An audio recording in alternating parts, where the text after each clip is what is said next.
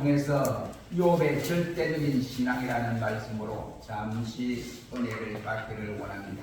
이 시간 우리는 위대한 경건의 사람 욥의 말한 절대적 신앙의 고백이 무엇인지를 본문에서 생각하기를 원하고 있습니다. 오늘 본문의 이와 같은 말씀은 개역주의 성경에 보면 이렇게 기록되어 있습니다. 그가 나를 죽이실지라도 나는 그를 믿으리라고 이렇게 예석을 해놓고 있습니다. 여기 욥은 설사 하나님이 절대로 자기 자신이 지금 만신창이가 되어서 사람이라고 말할 수 없을 정도로 온통 상처투성이고 긁어서 피가 나고 구슬이 생기고 그 또한 제 위에 앉아서 그것을 들고 서서히 어떤 상황에 있습니다. 동방의 최고의 부자인 욥이 하루아침에 가난한 자가 되고 고통을 받는 이 시련 속에 겪게 되었습니다. 그는 하나님이 나를 죽이시려고 하는가 보다 라고 생각하기로 나는 하나님밖에 그런 가운데도 하나님밖에 믿을 리가 없습니다 라고 하는 욥의 절대적인 신앙의 고백을 우리는 본받아야 한다라고 생각합니다. 그리고 그는 하나님의 절대적 신앙을 고수한 사람이라고 할 수 있습니다. 오늘은 많은 사람들이 사업을 하다가 조금 어려움을 당하면 아이고 나 예수 믿어도 소용이 없구나. 아이고 나 예수 안 믿을래. 그리고 돌아서 버리는 사람들도 있고 또한 자녀들이 어려움에 처해 있으면 기도해도 소용없고 내가 잘 믿으려고 발버둥을 쳐도 하나님이 왜 내 자식들에게 이런 고통과 관난을 허락하느냐 하고 생각하고는 낙심하여 돌아서서 세상으로 빠져버리는 사람들이 간혹 없지 않아 있습니다. 또한 저들 자녀들이 잘못되었을 때 어려움을 겪을 때에 예수 믿는 자는 예수쟁이가 예수님을 찾아야 되는데 그럴수록 고난 중에 나를 찾아라 내게 부지전하고 말씀을 했는데 그 고난 가운데도 예수님을 찾아야 할 그 사람이 예수님을 찾지 않냐고 점쟁이를 찾아고 그리고 뭐 관상을 보고 이상한 짓을 하고 또한 그뿐입니까? 사주라고 이런 사람들이 있다고 하니 정말로 예수를 똑바로 믿지 않으면 아니 될 상황 속에 우리는 살아가고 있습니다. 오늘 이 시간 우리는 욥의 확실한 이 신앙 고백을 통해서 우리도 욥과 같은 이러한 확실한 신앙의 고백을 가지고 살아가는 자만이 하나님 앞에 인정을 받을 수가 있고 예수님에게 이와 같이 기쁨으로 모든 영광을 돌릴 수가 있는 것입니다. 욥은 이와 같이 하나님의 절대 신앙을 가진 사람이다 라고 할 수 있습니다. 왜 그러면 욥은 하나님의 절대 신앙을 어떻게 가졌느냐 하는 말입니다. 첫째는 오늘 보면 15절 말씀 상반절에 보면 그가 나를 죽이실지라도 라고 고백을 합니다. 이는 하나님 자신의 절대적인 주권을 고백하는 신앙이다 라고 말을 할 수가 있습니다.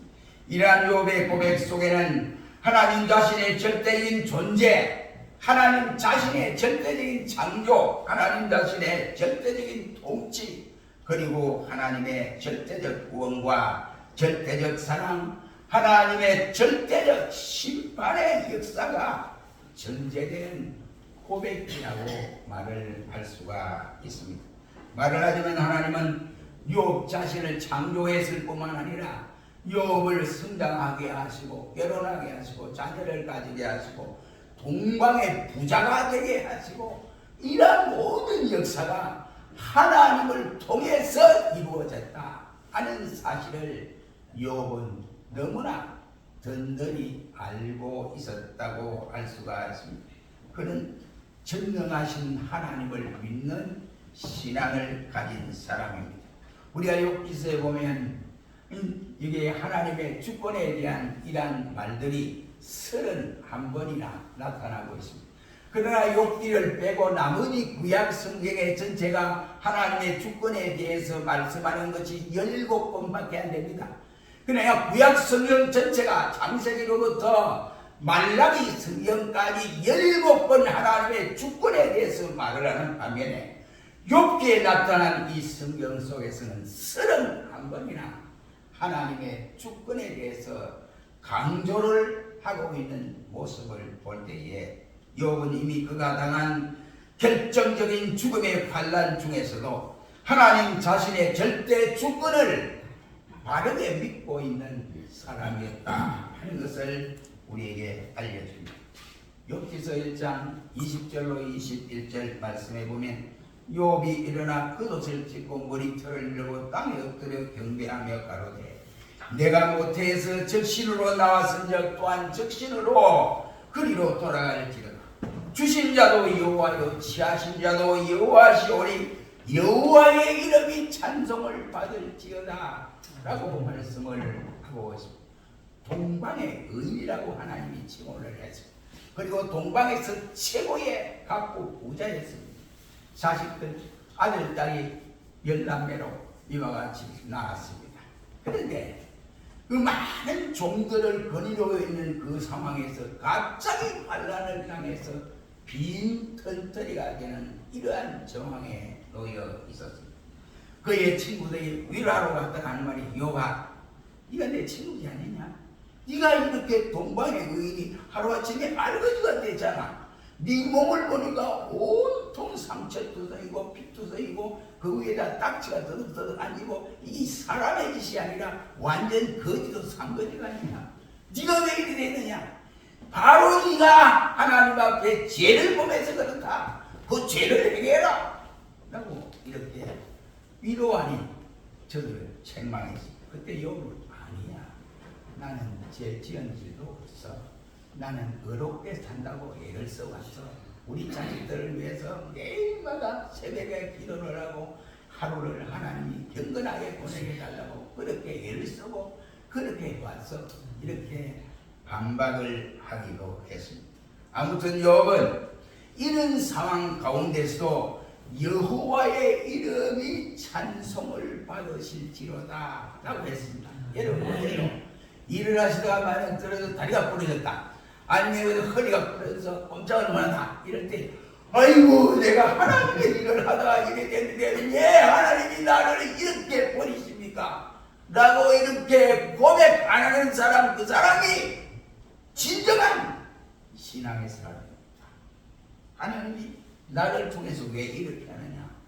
하나님이 이것을 통해서, 이 사건을 통해서 나의 연단식에서 더 좋은 곳으로 인도하기 위한 하나님의 특별하신 나에 대한 사랑의 간섭이 아닌가 이렇게 생각해야 되는데 대다수의 신자들은 이렇게 되어버리면 그만 믿음의 낙심들은 아이고 믿어봐야 뭐 하나님 계신지 안 계신지 뭐 안 되겠다 하고는 낙심해버리고 세상으로 빠져 돌아가는 경우가 있습니다.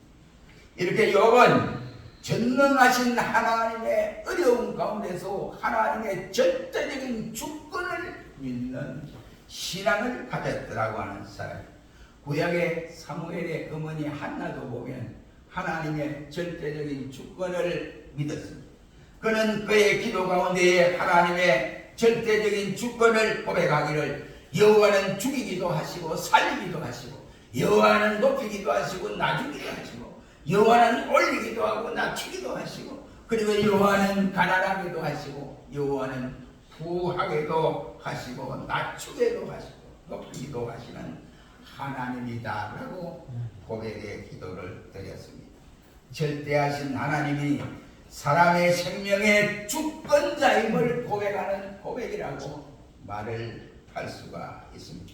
이런 고백이 어찌 학교에서 배운다고 해서 기독교 학교에서 배운다고 해서 이게 고백이 나옵니까? 이런 고백이 우리 자녀들에게 부모가 가르친다고 해서 고백이 나오느냐 이 말이에요. 실제적으로 보고 자기 자신이 십자가의 은혜 속에 살아갈 때 그 가슴에서 용숨치어 나오는 고백이 바로 이런 고백입니다. 하나님 살아계신다. 어느 누가 내가 이 만십자가 돼도 하나님이 살아계신다. 하나님이 내가 빨간 똥으로 이 세상에 태어나게 다 걷어가시는데 내가 무슨 말을 하겠느냐? 내가 빈손으로 하나님 돌아가 좋다. 하나님의 주권을 믿었던 사람이었다라고 할 수가 있습니다. 힘들고 어려운 이 시대에 이런 신자들이 많아져야 돼요. 이런 신자들이 많을 때 나라가 변하고 우리 주위가 변하고 모든 것이 확 달라질 수 있습니다. 그렇지 않으면 조금 어렵고 힘든 일이 있으면 아이고 내가 왜 나가봐 뭘 하냐? 내가 집사가 해봐 뭐하냐? 내가 권사가 돼봐 뭐하냐? 이 사명의식이 없어요. 사명의식이. 하나님이 왜 나를 불러서 그 직분을 주고 오늘 이 시대를 살아가게 했는가? 이것은 분명과 욕처럼 하나님의 주권을 확실하게 믿어질 때 우리 주위가 달라져요. 사회가 달라져요. 국가가 달라져요. 그럼 우리는 어려운 시대에서도 확실하게 하나님의 주권을 믿으시기를 주의 이름으로 축원합니다. 두 번째는 이게 하나님만의 절대 인정을 앙망하는 신앙이다. 이라면 15절 말씀 다시 말하기를 그가 나를 죽이실지라도 나는 그를 어떻게 한다고? 믿으리라. 하나님이 자기를 죽이더라도 나는 끝까지 믿겠다니까요. 마침 어린아이가 빽빽 울잖아요. 그러면 엄마가 가만히 두지 않고 엄마가 또 매로 한번 칩니다. 왜 울어? 이 자식아 입을 물어라! 이럽니다. 그러면 얘가 입을 다물면 되는데 또 빽빽 울어. 그러면서 엄마가 바깥에 나가려면 엄마 마주짜기 잡고 막 빽빽 웁니다. 그와 같은 일이 되어져야 되는데 그런데 좀 어려움이 있으면 계속 떠나려고 엄마 이제 끝났어. 나는 네 엄마로 인정을 하는 거고 나는 이 집에 아들로 인정할 거 나가면 그건 한마디로 말하면 막대는 자식. 그 인간 안 돼요. 그 사람 안 됩니다. 우리 신자들이 똑같은 권리라고 하죠. 지금 욥의 형편이 말로도 할 수 없는 이런 상황이지 않아요. 그런데 하나님이 나를 죽이시리니 라는 말을 하면서도 나는 끝까지 그분을 믿고 나가겠다. 이렇게 고백을 하고 있습니다. 하나님이 나의 대적자처럼 나타나서 나를 죽이려 하고 있다는 의미가 되겠습니다. 다시 말하면 하나님이 내 원수처럼 되어져서 나를 죽인다 이라는 뜻입니다. 우리가 욥기서 19장 10절로 11절 말씀해 보는 욥이 말하기를 하나님이 사명으로 나를 흩어서 나를 죽였구나. 내 소망을 나무 뿌리에서 뽑듯 뽑으시고 나를 향하여 진노하시고 원수같이 보시는구나 라고 고백을 하고 이 참 기가 참 고백이잖아요. 가슴에서 우러나는 자기의 고통을 하나님 앞에서 고백을 하고 있습니다. 참으로 하나님께서 욥에게 가하신 환난의 물결은 원수처럼 나타나고 있었다는 사실입니다. 그 1차는 무엇입니까? 스밧 사람의 침략을 받아서 소와 나귀와 종들을 다 뺏겨버렸습니다. 그 다음에 2차로는 말하기를 하늘에서 불이 떨어져서 또한 양들과 종들을 불살라 버렸습니다. 다시 말해서 그 많았던 재물이 하루아침에 하늘에서 불이 떨어 다 타버리고 다 없어져 버렸다 이 말이죠. 세 번째는 갈대아 사람이 나타난 침략을 해서 그 남아있던 약대와 그리고 그의 종들까지도 다 절단나게 해버렸습니다.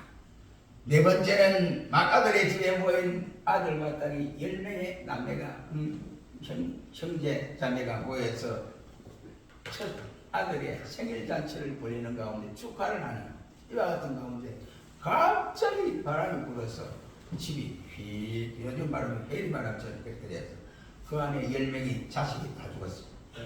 생떼 같은 죽음을 맞게 됐습니다. 한 아이가 부모 앞에 죽어도 안타까운 모습을 보잖아요. 예? 고통 가운데 병들어 죽든 어떻게 죽든 갑자기 죽든 가슴에 멍을 만들게 들게 되는 그런데 10명이 다 죽어 자식 다 죽었다. 그때 욥의 가슴은 어떻겠습니까? 그런 환난을 당했습니다. 그리고는 또한 그는 다섯 번째로 고통 가운데 욥의 몸에 만신창이가 나서 몸에 진물이 흘러내리고 그리고 잿더미 앉아 있으니까 사람이 아닙니다. 동방의 의인이라고 누가 말을 했는지 그런 게 없어요. 완전 거지 중에 삼거지가 되어버렸습니다. 그다음 여섯 번째는 사랑하는 아내로부터 나에게 당신이 이래도 하나님을 섬길 것이냐? 하나님 섬기 소용없어. 하나님 앞에 욕하고 침받고 그만 둬라. 이렇게 저주스러운 말을 했습니다. 그때 욕은 아니야. 내가 빨간 몽둥이로 왔다가 확 틀리고 빨간 몽둥이로 주 앞에 간다고 해도 나는 이와 같이 안타까울 것이 하나도 없어. 그동안 하나님이 내게 마음껏 쓰게 하고 누리도록 했지 않느냐 라고 했습니다.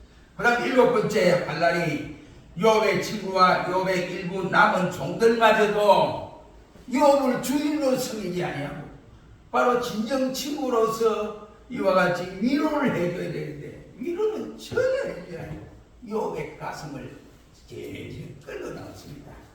위로를 하지 않고 욥에게 더 큰 충격을 가져오도록 하고 저주로 돌아서 그리고 말았을 때 온 세상 사람들이 욥을 또한 저주했다라고 했습니다. 저는 어린애고 아니 저 거지 새끼가 됐네. 시대만 말이야. 욥이 동방의 의인이 동방의 부자가 거지 새끼가 되는데 아이고 꼴 좋다. 그 소리 들을 때 욥의 가슴은 어떻겠느냐 이 말이죠. 이 모든 환난 중에서 욥은 나는 죽었구나. 하나님이 나를 향하여 노를 바라시고 원수같이 보시는구나 라고 부르짖기도 했습니다.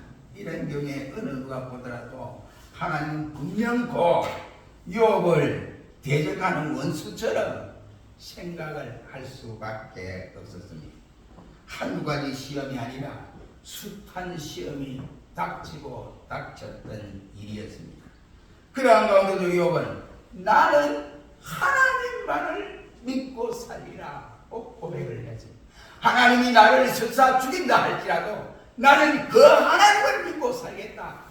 이러한 고백이 되겠습니다. 나는 그 하나님에게 인정을 받겠다. 이런 말씀이 되겠습니다. 아멘. 그는 순경에도 하나님만 인정받으려고 했고 역경 중에도 하나님께만 인정받으려고 바로 노력을 기울였습니다. 그의 믿음은 조금도 변함이 없었더라는 사실입니다. 우리가 하나님으로부터 사랑스럽고 축복스럽고 또한 대우를 받을 때만이 하나님을 나의 하나님으로 인정하고 믿고 삽니까? 우리가 환난을 당하고 역경이 다가올 때에 하나님을 나의 하나님으로 고백하지 않아요? 하나님을 내 마음대로 버릴 수 있느냐 이 말이에요. 그럴 수 없습니다.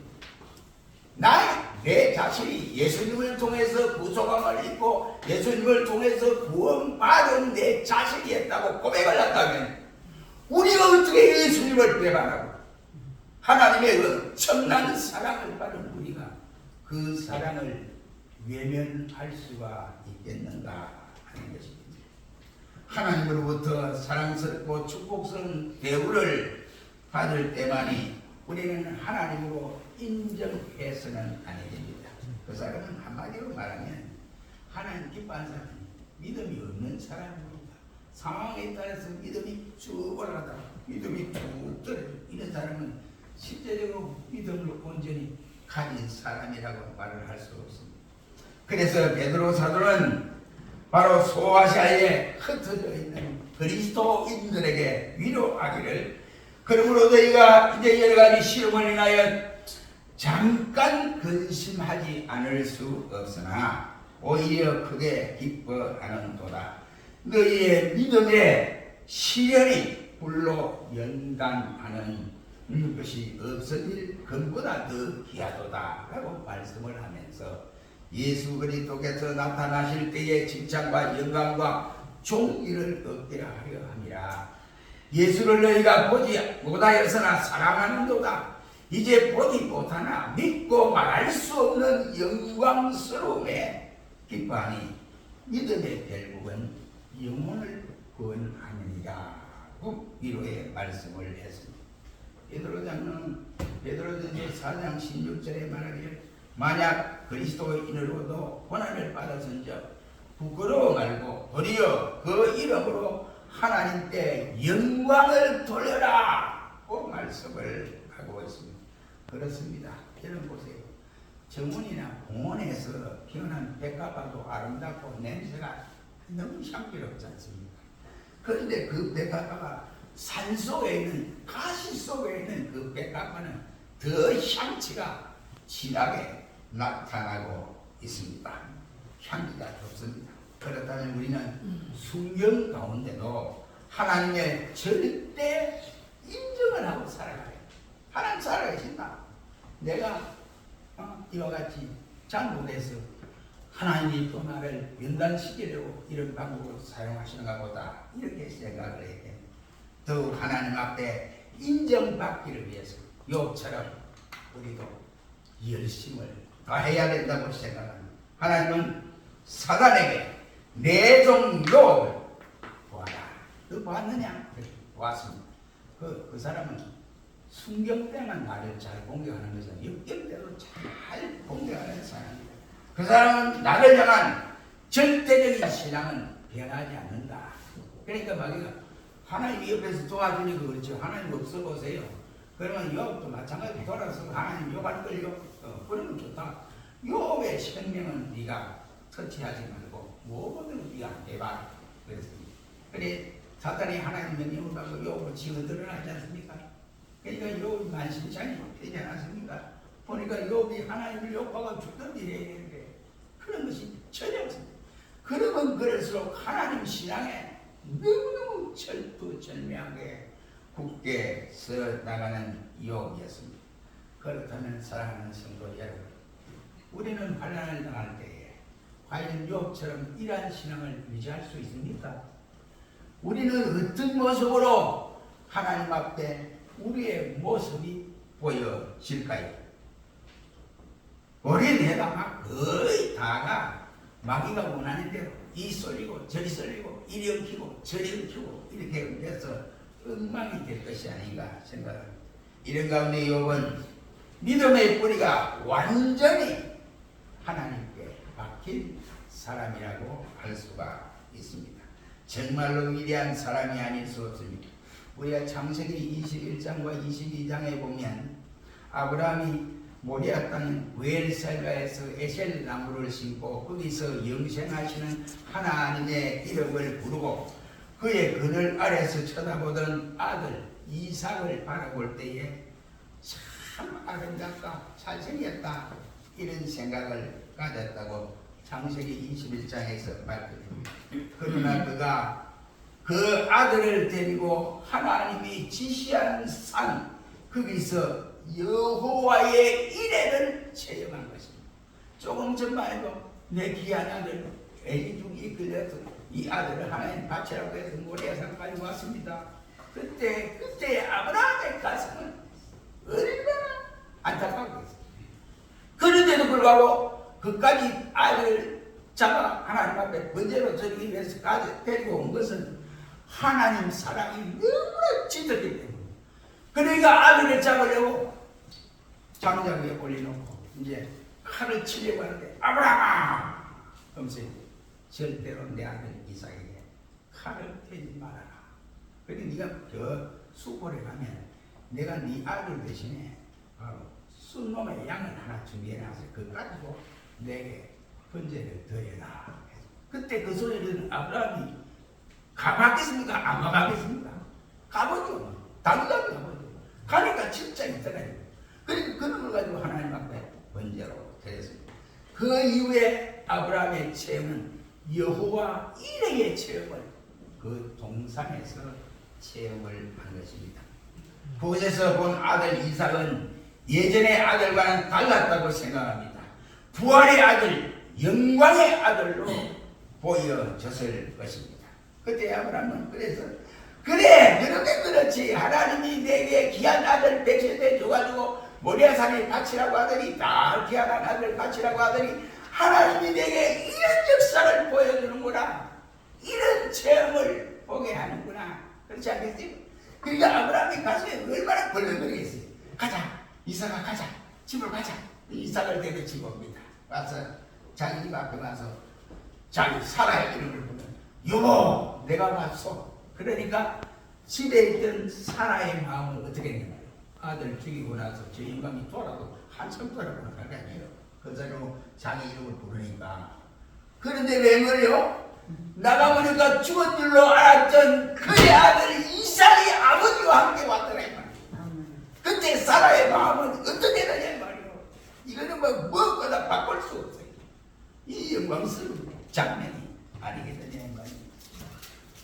욥이나 아브라함이나 저들이 이렇게 된 데는 그가 나를 대적하여 죽으실지라도 나는 그의 손에서 죽더라도 죽겠다, 이런 신앙 고백, 이것이 있기 때문이 아닐까요? 사랑하는 성도 여러분, 우리 이렇게 살아가야 되지 않습니까? 하나님의 인정받는 길이에요. 그러면 하나님이 모든 것을 우리에게 채워주고 또 하나님이 우리에게 흔들어 넘치도록 해주시리라고 생각합니다. 한두 가지 어렵다고 해서 우리 신앙생활 못하겠다고 하겠네, 이렇게 주저앉아버리면 하나님의 놀라운 살아계신 하나님을 체험할 수가 없습니다. 죄송한 일입니다만 신앙생활 잘하는 분들 한번 보십시오. 잘하는 분들 보면 가만히 보면 다 무진리가 있어요. 흐리멍텅하게 시간 잡아가서 신앙생활 다 문제야. 신앙생활 할 수 있습니다. 그렇지 않으면 하나님 인정을 받을 수 있습니다. 우리 모두 어려운 이 시대에 하나님만 절대 하나님만 인정받겠다고 하는 이런 신앙을 가지고 살아가기를 주의 이름으로 축원합니다. 기도합니다.